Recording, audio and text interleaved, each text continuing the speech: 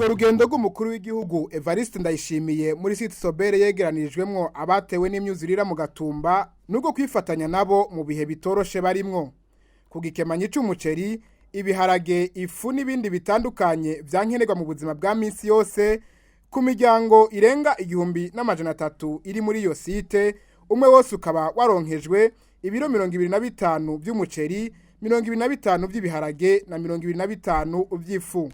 Umukuru w'igihugu Evariste Ndayishimiye abamenyesha ko igihugu kiri kumwe nabo muri izo ngorane akabasaba kwitwararika guhangana n'ibihe kubatabishoboye nabo bitegurire kwakira ingingo ya leta.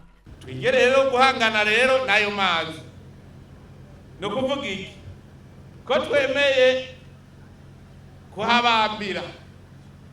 Duce twiga no kubaka inzu zikomeye zihangana n'amazi. None twako abatuyo turahunguka umwaka utaje. Byarabaye biguma biba bizosubira.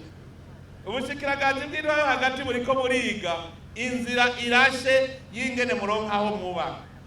Nimufate yuko tayikana rusizi rufatanye rubigafatanira mu Gatumba. None tuzoguma tuba mu kiyaga. Kwiyumvira ivyo byose ingene vyogenda. Tuzobaho gute?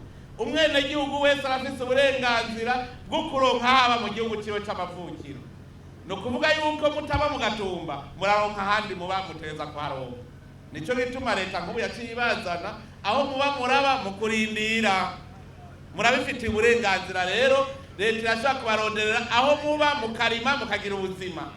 Rero mugume muza muriyumvira aho muri. Ndazi yuko umushikiranganje ariko aravuga ati turiko turarondera ingene mworonka handi muba abenshi ntibavyakiriye neza. Ariko bari mukwiye kuvyakira. Hari abandi bumvise iryo jambo bacava gupfuma nibera mu mazi. Nuko bikigendeka sivyo? Izindi ntara nazo zitashikiriwe n'iyo myuzurira umukuru w'igihugu azisaba gufasha abo bateshejwe n'izabo n'amazi yo mu Gatumba. Ntumire n'izindi ntara zitahuye n'ivyo vyago kugira nabo baze kubafasha muwe murabaho kuko mwabaye nk'inyambukira kuko mutabi wanyu. None rero abarundi nabo babafashe. Ntiyakamo rero n'izindi ntara baze baraterateranya utwo bafise kugira ngo baze kubagarukirako mwe muraronka ubuzima iki gihe mutari iwanyu kuko muri mu buzima bugoye aho abarundi bose bategereza kwifatanya namwe.